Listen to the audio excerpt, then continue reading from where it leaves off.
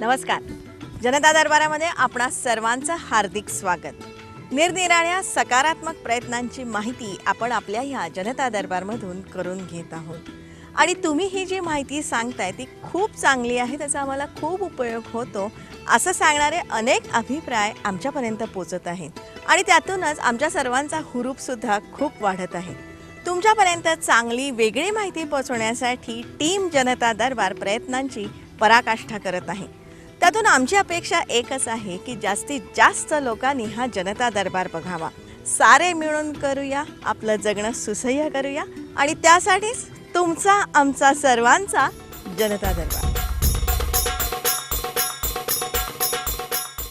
जनता दरबारमधला आपला आजचा विषयही खूप चांगला आहे, खूप वेगळा आहे, ज्याच्या माहितीतून त्याची लाभार्थी संख्या वाढू शकते. जेव्हा या विषयाचा अभ्यास आम्ही सुरू केला आणि त्यासाठी आम्ही अनेकांना भेटलो, अनेकांशी संवाद साधला, वस्तुस्थिती जाणून घेतली, तेव्हा त्यातून जी माहिती आम्हाला मिळाली ना ती अक्षरशः थक्क करणारी आहे.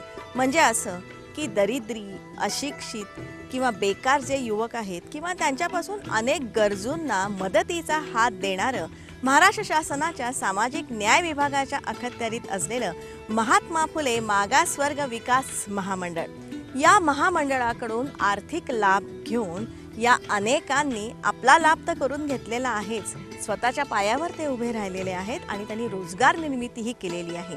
त्यातल्या एकानं तर स्वतः मशीन तयार केलेलं आहे आणि त्या बाबतीतलं त्यांनी पेटंटही घेतलेलं आहे. मुळात 6वी नापास असलेला हा युवक आज यशस्वी झालेला आहे आणि त्याचं सारं श्रेय देतोय तो या महामंडळाला.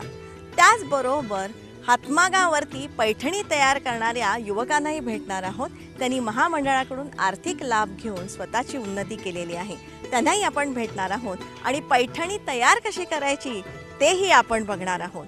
पण तत्पूर्वी महात्मा फुले मागासवर्ग विकास महामंडळ नेमकं काय आहे त्या बाबतीतली माहिती करून घेऊ. महामंडळाचा उद्देश असा आहे की अनुसूचित जाती, नवबुद्ध ह्या समाजातील लोकांना स्वयंरोजगार देणे आणि प्रशिक्षण देणं. तर ह्या याच्यामध्ये हे कारण त्या स्वतःच्या पायावर उभं राहायचं असेल तर नुसतं स्वयंरोजगार कसा मिळतात, प्रशिक्षण काय काही गोष्ट प्रशिक्षण पाहिजे, त्यासाठी अनेक योजना केल्या. याच्यामध्ये केंद्र शासनाचीसुद्धा लिंक आहे, केंद्र शासनासुद्धा याच्याशी बरेचसे हे देते आणि महाराष्ट्र गव्हर्नमेंट आपली एक योजना आहे त्याच्यामार्फत करते. सफाई कामगारांनासुद्धा याच्यामध्ये वेगळ्या अशा प्रकारचे, कारण ते सगळं शेवटचा वर्ग आहे असं गृहीत धरून त्यांनासुद्धा याच्यामध्ये काम दिलेलं आहे आणि याच्यामध्ये पुष्कळ लोकांनी फायदा घेतलेला आहे. आणि मला असं वाटतं की कारण कर्ज मिळणं हे सावकाराशिवाय शक्य नाही. सावकाराला माहीत आहे की पैसे काटून घेणे, व्याज देणे, वसूली खूप मोठी कडक असते, त्याच्यामध्ये ते करू शकत नव्हतं. परंतु या महामंडळाने खूप मोठ्या लोकांनासुद्धा आधार दिलेला आहे. तर हा एक असं एक महामंडळ आहे की ज्या महामंडळाने अतिशय दुर्लक्षित अशा मानव समूहाला सुद्धा याच्यामध्ये खूप मोठं स्थान दिलेलं आहे असं मला वाटतं. अनुसूचित जाती आणि नवबौद्ध घटकांच्या कल्याणासाठी, स्वयंरोजगारासाठी त्यांना प्रशिक्षण आणि अर्थसहाय्य उपलब्ध करून देणं हा या मंडळाच्या स्थापनेमागचा मूळ उद्देश आहे. हे महामंडळ, या महामंडळामध्ये सुद्धा आपण दोन गोष्टी पाहिल्यात की पूर्वी जे कर्ज होते म्हणजे 2-3 वर्षापूर्वी तर याला फक्त एकदा 33च मिळाले होते आणि 10-11ला 33 मिळाले होते, पण तो 11-12ला 20 कोटी मिळाले होते. तर हे असं म्हणजे कोणतंही भाग भांडवल म्हणून आम्ही त्याच्यासाठी विशेष लक्ष दिलं आणि माननीय मुख्यमंत्री पृथ्वीराज चव्हाण साहेबांनी सांगितले की असं नाही की रोजगार मिळणार आहे. आता नोकऱ्या मिळणं फार अशक्य झालं आहे. फक्त शासकीय नोकऱ्यामध्ये फक्त 3% रिटायरमेंट आहे. मग रोजगाराशिवाय दुसरा मार्गच नाही. सर्वच लोक शेती करतील असं नाही, परंतु याच्यामधून कोणताही धंदा करता आला पाहिजे या दृष्टिकोनातून या मंडळाचं महामंडळाचं मत. म्हणून आम्ही मागच्या वेळा काय केलं, 12-13मध्ये म्हणजे जे 20 कोटी होते त्याला 150 कोटी करून टाकलं. या महामंडळाची स्थापना 10 जुलै 1978 रोजी झालेली आहे आणि त्यावेळेला त्यांचं भागभांडवल होतं 2.5 कोटी रुपये. पण सध्या मात्र या महामंडळाचं भागभांडवल आहे 500 कोटींच्या वर गेलेलं आहे आणि लाभार्थी संख्या 9,88,000 लाभार्थी असून त्यांना 358 कोटी 63 लाख रुपयांचं अनुदान देण्यात आलेलं आहे. आणि हे अर्थसहाय्य जे दिलं जातं हे मागासवर्गातील गरीब जनतेला त्यांचा स्वतःचा स्वयंरोजगार सुरू करण्याकरता आणि त्यातून स्वतःच्या पायावर उभं होणं आणि स्वतःचा संसार आणि स्वतःचं जीवन जगणे आणि सन्मानाने जगता यावं या दृष्टीने हे अर्थसहाय्य दिलं जातं. स्वतःचा बिझनेस सुरू करण्याकरता त्याला काही प्रशिक्षणसुद्धा देण्याची आमची योजना आहे आणि त्यामधून आपण प्रशिक्षणसुद्धा दिलं जातं जेणेकरून ते आणखी यशस्वीपणे यामधून त्यांचा व्यवसाय करू शकतील. यामध्ये महामंडळाच्या ज्या योजना आहेत, या महामंडळाच्या स्वतःच्या ज्या योजना आहे म्हणजे राज्य शासनाच्या, त्यामध्ये अनुदान दिलं जातं राज्य महामंडळाकडून. साधारणतः 10,000 रुपयाचं हे अनुदान आहे. ते वाढवण्याची सुद्धा आमचं नियोजन आहे आणि आम्ही तसा प्रस्ताव पण शासनाकडे दिलेला आहे. सोबतच बीज भांडवल, कारण कुठलीही बँकेबल जी स्कीम असते, बँकेच्या थ्रू आपण जर व्यवसाय सुरू करायचा असला तर आपल्याला सर्वांना कल्पना आहे की त्याला मार्जिन मनी लागत असतो. स्वतःचं लाभार्थी कॉन्ट्रीब्युशन आणि एक फिक्स अमाऊंट असतो त्यांचा मार्जिन मनी म्हणून त्यांनी द्यायचा. तर संपूर्ण समजा 20% जर मार्जिन मनी असेल 10 लाखाच्या व्यवसायात, तर 2 लाख रुपये काही संबंधित इसम देऊ शकत नाही, तर आपला लाभार्थी देऊ शकत नाही स्वतःच्या खिशातून. म्हणून मग त्याला तो जो डिफरन्स आहे मार्जिन मनीचा, तो आमच्याकडून आम्ही उपलब्ध करून देतो. त्यांनी समजा 5% जरी स्वतःचं कॉन्ट्रीब्युशन दिलं तरी मग 20% मधून राहिलेला 15% पर्यंत आम्ही मार्जिन मनी देत असतो त्याला. आमचं मार्जिन मनीचं जास्तीत जास्त 20% पर्यंतची आमची लिमिट आहे. म्हणजे जर 25% असेल तर 5% त्याचं अनुदान, त्याचा स्वतःचा शेअर आणि सहभाग आणि आमचा 20%. आणि या 20% मध्ये 10,000 रुपये अनुदानाचा सुद्धा समावेश आहे. या महामंडळाद्वारे निरनिराळ्या योजना राबवण्यात येतात. त्यातही राज्याद्वारे 3 योजना राबवण्यात येत आहेत आणि केंद्राद्वारे 5 योजना राबवण्यात येत आहेत. तसंच सफाई कर्मचाऱ्यांसाठीही वेगळ्या योजना राबवण्यात येतात, ज्यामध्ये राज्याद्वारे 2 आणि केंद्राद्वारे 6 योजना राबवण्यात येतात. काही योजना आमच्या बँकेच्या तर्फे आहे. बँकेकडनं त्यांनी सबमिट केल्यानंतर साधारण 3 ते 6 महिन्यापर्यंत होतात. जसं राज्य महामंडळाची योजना बँकेतर्फे होतात, तसं केंद्रीय महामंडळाची 2 आम्ही NSFDC नवी दिल्ली आणि NSKFDC म्हणजे सफाई कामगारचं जे आहे त्याचं केंद्र शासनाच्या महामंडळाचे आम्ही महामंडळ चॅनलायझिंग एजन्सी म्हणून काम करतो. याचं सँक्शनिंग सगळं दिल्लीहून होतं. म्हणजे त्यांनी प्रकल्प मंजूर केल्यानंतर आमच्याकडे जे प्रकल्प येतात त्यातनं आम्ही मग ती मंजुरी देत असतो. त्यामध्ये 50% अनुदान या राज्याच्या योजनेसाठी प्रकल्प मर्यादा 50,000ची आहे. बँकेचं कर्ज 50% आहे. बीज भांडवल योजनेची प्रकल्प मर्यादा 50,000 ते 5 लाख इतकी आहे. बँकेचं कर्ज 75%, बीज भांडवल 20%, अनुदान 10,000 रुपयापर्यंत आणि अर्जदाराचा सहभाग 5% इतका असतो. प्रशिक्षण योजनेद्वारे लाभार्थींना मासिक विद्यावेतन दिलं जातं. या सगळ्या राज्याच्या योजना आहेत. केंद्र सरकारच्या योजनांमध्ये मुदती कर्ज योजना आहे, ज्यामध्ये 5 लाखांपर्यंत कर्ज दिलं जातं. त्यासाठी महामंडळाकडून 20% बीज भांडवल 4% व्याजदराने दिलं जातं. 10,000 रुपयांचं अनुदानही दिलं जातं. NSFDC म्हणजेच राष्ट्रीय अनुसूचित जाती जमाती वित्त विकास महामंडळाचा सहभाग 75% आहे आणि त्यावरती 6% व्याजदरानं दर आकारला जातो. ब्रिज लोन योजना, ज्याद्वारे 50 लाखांपर्यंत कर्ज पुरवठा आहे. सूक्ष्म पत पुरवठा योजनेची मर्यादा 30,000 आहे. महिला समृद्धी योजना हिची मर्यादा 30,000 आहे. महिला किसान योजनेची मर्यादा 50,000 आहे. कोणती योजना आहे त्याच्यामध्ये या योजनेमध्ये सबसिडी आहे आणि म्हणजे व्याजाचा दर बी खूप कमी आहे. 4%, महिलांना 3.5% काय योजनेमध्ये इतकेपर्यंत कमी आहे. तर साहजिकच समाजामध्ये असे लोक आहेत की या गरीब माणसाचा ॲप्रोच त्या महामंडळापर्यंत जाईल असं काही नाही. खरं म्हणजे महामंडळातील लोकांना आमचं तर असं आव्हान आहे की ज्याला कर्ज पाहिजे त्याने डायरेक्ट महामंडळाच्या अधिकाऱ्याला भेटला पाहिजे. मधात जर भेटले तर मग एजंट लोक वेगळ्या पद्धतीने सांगतात आणि मग त्याचा त्रास होते. यासाठी आम्ही 2 गोष्टी केल्या आहेत. आता या एप्रिलपासून आम्ही ऑनलाईन करणार आहोत. आणि दुसरी गोष्ट डायरेक्ट कर्ज आहे, या पुढच्या काळात डायरेक्ट कर्ज जे आहे ते आम्ही लॉटरी सिस्टममध्ये देणार आहोत. त्याचं कारण असं आहे की कोणी माणूस मी तुला कर्ज मिळून देतो किंवा आम्ही जर तुमच्याकडे आला नाही आम्हाला कर्ज भेटत नाही, आम्ही त्याला लिहून देतो बा नियमाप्रमाणे कारवाई करावी. अधिकारी वाटतं असं मंत्र्यांनी म्हटलंच का मग देऊ टाकेल. किंवा काही लोक दंडेली करतात, असं कसं देत नाही. मजुरी करूनसुद्धा काही अधिकाऱ्यांना धमकावूनसुद्धा प्रॉब्लेम बऱ्याच ठिकाणी केले आहे. हे या सगळ्यासाठी आणि ज्या आमच्या अधिकाऱ्यांनी समजा किती प्रामाणिकपणे काम केलं तर ज्याला मिळत नाही ना त्याला असं वाटतं काहीतरी फेवर केला, कारण वातावरण तसं आहे. काहीतरी फेवर केला, काहीतरी त्याच्या बाजून असं तो म्हणतो. म्हणून आम्ही लॉटरी सिस्टीम आणली आहे. या साऱ्या योजनांचे जर का आपण पात्रता निकष पाहिले तर त्यासाठी काही कागदपत्रे आपल्याला सादर करायची असतात. त्यामध्ये रहिवास असेल, वयाचा दाखला असेल, जातीचा दाखला असेल, उत्पन्नाचा दाखला असेल, हे सगळे दाखले आपण जिल्हा कार्यालयामध्ये सादर करायचे असतात. अशा प्रकारची जिल्हा कार्यालये आपल्या राज्याच्या 35 जिल्ह्यांमध्ये आहेत. 6 प्रादेशिक कार्यालये कार्यरत आहेत. या साऱ्या कार्यालयांमध्ये या सगळ्या योजनांची माहिती आपल्याला उपलब्ध आहे आणि त्या बाबतीतले अर्ज सुद्धा आपल्याला उपलब्ध आहे. आमचं प्रत्येक जिल्हा स्तरावर जिल्हा कार्यालय आहे, विभागीय स्तरावर विभागीय कार्यालय आहे आणि राज्य स्तरावर आमचं मुख्य कार्यालय आहे. आणि या सर्व स्तरावर आलेल्या तक्रारींची आम्ही ताबडतोब दखल घेत असतो. बरेचदा अनेक लोक, कारण प्रत्येकाला कदाचित इथपर्यंत येणं शक्य होत नाही किंवा आमच्या जिल्हा कार्यालयापर्यंत होणं शक्य होत नाही आणि म्हणून मध्यस्थांच्या मार्फत लोक जात असतात. आमची विनंती आहे की अशा कोणत्याही मध्यस्थांची गरज नाही आणि या महामंडळाने कोणतेही असे मध्यस्थ नेमलेले नाहीत. माझा स्वतःचा मोबाईल दूरध्वनी हा मी म्हणजे सर्व विदित आहे आणि कुणीही कोणताही साधा नागरिक देखील माझ्याशी माझ्या मोबाईलवर सरळ संपर्क साधू शकतो आणि समजा एखाद्या वेळेस काही कामानिमित्त मी तो दूरध्वनी उचलला नाही तर मी त्याला कॉलबॅक करीत असतो. आतापर्यंत या महामंडळाचा लाभ 9.5 लाखांपेक्षा जास्त तरुणांनी किंवा युवकांनी घेतलेला आहे आणि कर्ज परतफेड ही केलेली आहे.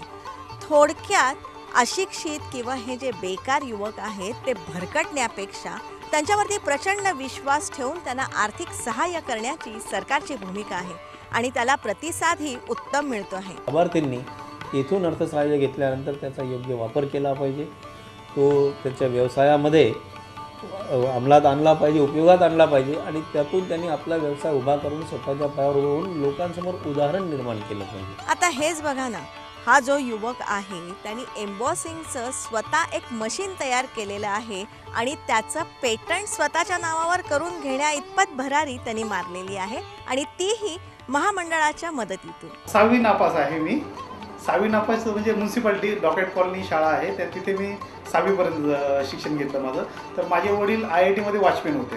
माझं स्टार्टिंग जे आहे ते महात्मा फुलेच आहे, बेस माझा महात्मा फुलेच आहे. कारण जो लागणारा स्टार्टिंग जे पैसे असतात ते महात्मा फुलेंनीच दिले मला आणि मी त्यांचे फार आभार मानतो. अरे खरोखरच मानतो, मनापूर्वक मानतो त्यांच्यावर. हे गोल्डन एम्बॉसिंग मशीन आहे. लग्नपत्रिका, डायऱ्या, वेगवेगळ्या रिपोर्टवरती सोनेरी अक्षरामध्ये एम्बॉस करण्याचं हे मशीन आहे. त्यासाठी पूर्वी फॉन्ट काढायला लागायचा आणि त्यावर हीटरच्या सहाय्यानं प्रेस करावं लागत असे. पण आता ह्या मशीनच्या सहाय्यानं रेक्झिन घेऊन त्यावर सोनेरी कागद ठेवायचा. या विशिष्ट प्रिंटरमध्ये टाकून कम्प्युटरची कमांड द्यायची, क्षणार्धात सुवर्णाक्षर कोरलेला रेक्झिन तयार होतो. ही मशीन मी माझ्या पूर्णपणे मी बनवलेलं आहे आणि याचं पेटंट सुद्धा माझ्या नावावरती आहे. आणि ही मशीन म्हणजे जगामध्ये माझ्या विचाराने एकच मशीन आहे जी कोणताही फॉन्ट, कोणतीही लँग्वेज विदाऊट डाय, विदाऊट फॉन्ट ती एम्बॉसिंग करते. महामंडळाकडून बीजभांडवल घेऊन स्वतःच्या अफाट परिश्रमातून 4 हातमाग घेऊन पारंपरिक पैठणी व्यवसाय करणारे हे युवक. 64 कलांमधली ही एक आपली कला आणि ह्या कलेच्या जतनासाठी तळमळ करणारे हे आधुनिक युवक. त्यांनी स्वतः रोजगार निर्मिती केलेली आहेच, पण व्यवसाय वृद्धीही मोठ्या प्रमाणावरती साध्य केलेली आहे. हे मी एक दिवस न्यूजमध्ये वाचलं आणि त्यांच्याशी त्या साहेबांशी संपर्क साधला, महात्मा फुले मागासवर्गीय महामंडळांशी. आणि त्या साहेबांनी मला पूर्ण सविस्तर माहिती सांगितली आणि त्यानुसार मग त्यांनी मला मी डॉक्युमेंटरी सर्व पूर्ण करून त्यांच्याजवळ दिले आणि त्यांनी मला अर्थसहाय्य मंजूर करून दिलं त्यांनी. मग मी चालू केले माझे. खूप चांगलं. याच्यामुळं माझं एक संसार चालू झाला. माझ्यामुळं माझ्याकडं आज 8 कारागिरी यांचं संसार व्यवस्थित लाईनीला लागला. यांच्यामुळं मी एक व्यावसायिक झालो, ते त्यांचा एक व्यवसाय चालू झाला सर्वांचा. बरेचदा जुने व्यवसाय करण्यासाठी हे आधुनिक युवक हल्ली नाखुश असतात, पण इथे मात्र पारंपरिक पैठणी विणण्याचं कसब ह्या युवकांनी प्राप्त केलेलं आहे. त्यासाठी कर्ज मिळवलेलं आहे आणि ते कर्ज परत करण्याचा ध्यास सुद्धा त्यांना आहे. ज्यांना बेनिफिशरी त्यांना एक आव्हान करतो की ज्यांना बी हे कर्ज भेटलेले त्यांनी हे कर्ज व्यवस्थितपणे पूर्ण भरावं, ही त्यांना आज विनंती. कारण की ते जर भरलं तर त्यांना पुनरावृत्तीने सर्व अजून जास्तीत जास्त कर्ज भेटल. त्याच्यामुळे त्यांनी योग्य ते पूर्ण प्रत्येक वेळेस हप्ता भरावा ही विनंती. हातमाग हातमागावरती पैठणी कशी विणली जाते, त्याच्यावरती बुट्टा कसा काढला जातो किंवा मोर कसा तयार होतो हेही बघणं खूपच छान आहे. आणि म्हणजे जर का पैठणी तयार करायची असेल तर एका पैठणीसाठी 1 किलो रेशीम आपल्याला लागतं आणि जी साध्या प्रकारची पैठणी असते ती 5 ते 6 दिवसामध्ये विणून तयार होते. जर का आपण वेगळी डिझाईनची जर का पैठणी घ्यायची असेल म्हणजे त्यातली वेगवेगळे प्रकार आहेत, म्हणजे मुनिया असेल किंवा मोरांचे वेगवेगळे प्रकार असतील तर त्याच्यासाठी जास्त वेळ लागतो. तर आपण सुरुवात करूया रेशमापासून. रेशमाची जी लढ असते ना त्या छोट्याही लढी मिळतात किंवा 200 ग्रॅमची एक मोठी लढ असते आणि त्या 1 किलोमध्ये 5 लढी असतात. आणि हे जे रेशीम असतं ते बंगलोरहून मिळतं, पण बंगलोरहून जर का आपल्याला ते रेशीम घ्यायचं असेल तर ते घाऊक प्रमाणामध्ये घ्यायला लागतं आणि किरकोळ बाजारामध्ये आपल्याला जेवढी आवश्यकता असेल तेवढं रेशीम आपण घेऊ शकतो. या रेशमाचा भाव किरकोळ बाजारामध्ये 3400 रुपये ते 3600 रुपये प्रति किलो इतका असतो. तर असं हे रेशमाच्या लढ्या आपण आणल्यानंतर याचं डाईंग करायचं असतं आणि त्या डाईंगसाठी प्रत्येक किलोला 150 रुपये इतका भाव असतो. आणि याच्या जर का आपण शेड्स पाहिल्या ना तर डाईंगसाठी तर जवळपास 4000 वेगवेगळ्या शेड्स असतात, म्हणजे इतके रंग आपल्याला मिळू शकतात. पण जर का आपण ह्या लोकांशी बोललो तर त्यांचं म्हणणं की पारंपरिक ज्या असतात ते 15 ते 20 शेड्स आहेत आणि तितक्याच शेड्स आम्ही डाय करून घेतो. आता मग हे डाय करून आलेलं जे रेशीम असतं ना ते रेशीम कांड्यांमध्ये भरायचं असतं. ती सुद्धा प्रोसिजर खूप वेगळी आणि छान आहे. म्हणजे आपल्या शिलाई मशीनमध्ये बॉबिन नावाचा जो प्रकार असतो आणि त्याच्यामध्ये आपण जसा दोरा भरतो ना तसाच दोरा ह्या कांड्यांमध्ये भरायचा असतो. आणि हा जो आत्ता आपण बघतो आहोत या एका कांडीमध्ये हा जो जेवढा दोरा भरलेला आहे ना त्याच्यापासून 2.5 ते 3 इंचापर्यंत फक्त विणकाम होऊ शकतं. थोडक्यात काय, ह्या कांड्या प्रचंड प्रमाणामध्ये आपल्याला भरायला लागतात. आता ही जी कांडी असते ना ती शटलमध्ये फिट करायची असते, म्हणजेच याला धोटा म्हणतात. ह्या धोट्यामध्ये ती फिक्स करायची. आणि हा जो धागा बघतोय ना, जो रेशमाच्या लढीचा जो धागा आहे तो सिंगल धागा आहे. पैठणी विणण्यासाठी असे 3 धागे एकत्र करून एक धागा विणतात, म्हणजे 3 कॉर्ड असं आपण म्हणू शकतो आणि तशी ती पैठणी केली जाते. पण आत्ता आपण इथे जो बघतो आहोत ना तो 9 कॉर्डचा धागा आहे, म्हणजे 3-3चे असे 3 धागे एकत्र करून तशा प्रकारे त्या कांड्या भरून तशा प्रकारे ही पैठणी तयार केलेली आहे. अतिशय दणकट असते. म्हणजे हे दोघं युवक सांगतायत की जवळपास 50 वर्ष ह्या पैठणीला काहीही होणार नाही. आता हा जो हातमाग असतो ना तो विशिष्ट पद्धतीने ओढून किंवा खटके मारून चालवायचा असतो आणि त्यासाठी पायांचीही लयबद्ध हालचाल असते. बारकाईने पाहिलं ना तर वरती जोडलेले धागे ह्या पॅडलद्वारे वरखाली होत असतात. त्यात हाताने शटल फिरवलं की एक वीण तयार होते. आता हे धागे अतिशय ताठ आणि ताणलेले असण्याची आवश्यकता आहे आणि हे ताणलेले राहावेत यासाठी त्यांना वजन लावलेलं असतं आणि याच्यासाठी खाली ज्या सुया दिसत आहेत त्याला लिंगूस म्हणतात. हे जे धागे आहेत ना ते जवळपास 3250 धागे आहेत आणि किनारीना 1750, म्हणजेच एका पैठणीला 5000 असे उभे धागे असतात आणि आडवे धागे तुम्हाला जेवढे पाहिजेत तेवढे तुम्ही विणू शकता आणि त्यातून सुंदर कलाकृती निर्माण होत असते. त्यातही बुट्टा विणण्यासाठी प्रत्येक वेळेला कारागिराला थांबून तो बुट्टा विणायला लागतो.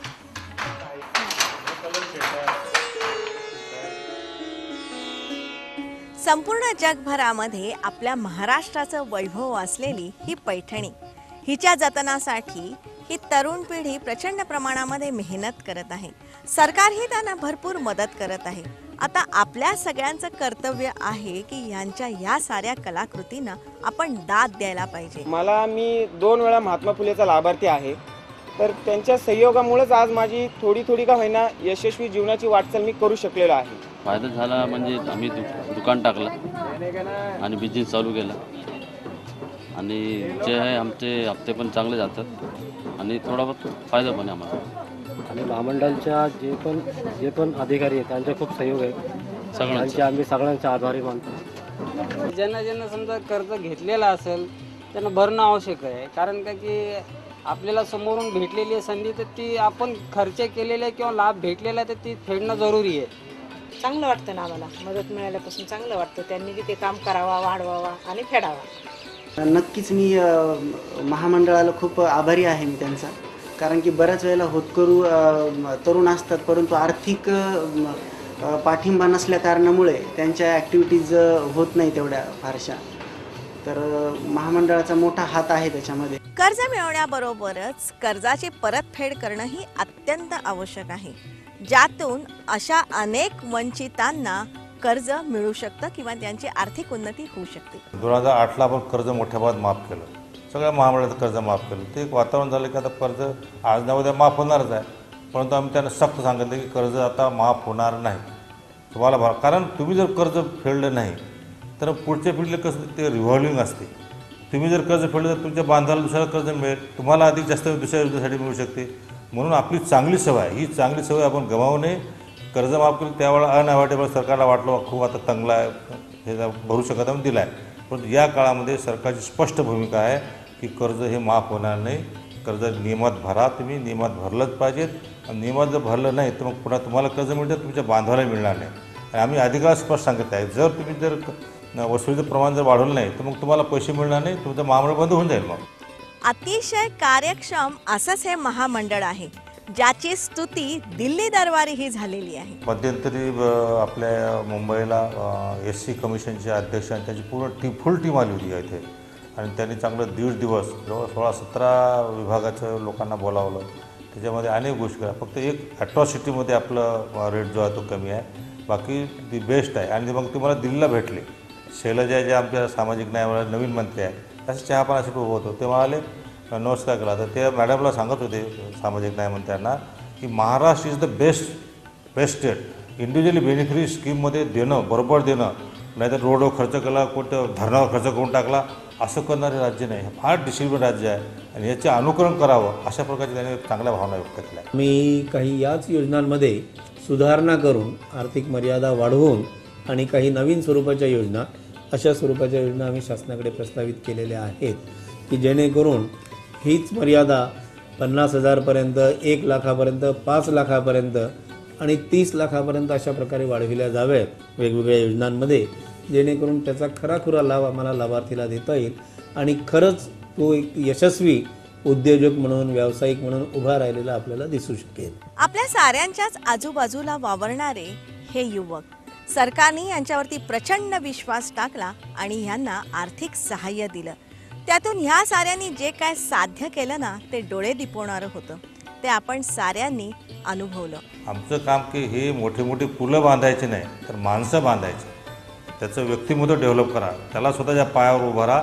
तो अधिक स्वावलंबी, अधिक स्वाभिमानी कसा होईल हा प्रयत्न करा. आणि ते आम्ही 100% करत आहोत, याचा आम्हाला आनंद आहे. सहकार्य आणि साहचर्यातून एक सकारात्मकतेची सुंदर वीण आपण गुंफूया. आणि त्यासाठी तुमची काही मनोगतं असतील, विचार असतील, सूचना असतील तर लवकरात लवकर तुम्ही आमच्यापर्यंत पोचवा. त्यासाठी आमचा ईमेल ID आहे janatadarbar@yahoo.in. या आमच्या ईमेल IDवरती तुम्ही तुमची मनोगतं लवकरात लवकर आमच्यापर्यंत पोचवा. त्याचप्रमाणे अशा प्रकारचे कुठे सकारात्मक प्रयोग असतील, प्रयत्न असतील, ज्याची यशस्वी अंमलबजावणी झाली असेल, त्याचीही माहिती तुम्ही लवकरात लवकर आमच्यापर्यंत पोचवा. लक्षात ठेवा, चांगल्यातून नेहमी चांगलंच घडतं या विचारांनी प्रेरित झालेला हा तुमचा आमचा सर्वांचा जनता दरबार. त्यासाठी दर सोमवारी रात्री 10 वाजता आपण सह्याद्री वाहिनीवरती जनता दरबारमध्ये भेटतच असतो. दर शुक्रवारी सकाळी 8 वाजता पुनःप्रक्षेपणामध्ये सह्याद्री वाहिनीवरून आपण जनता दरबारमध्ये भेटतच असतो. जनता दरबारमधली माहिती अतिशय उपयुक्त असते असं अनेक जण आम्हाला सांगतात. आमची अपेक्षा एकच आहे की जास्तीत जास्त लोकांपर्यंत ही माहिती पोचावी. त्यासाठी जास्तीत जास्त संख्येने जनता दरबारामध्ये सामील व्हा. त्यासाठी तुमचा आमचा सर्वांचा जनता दरबार.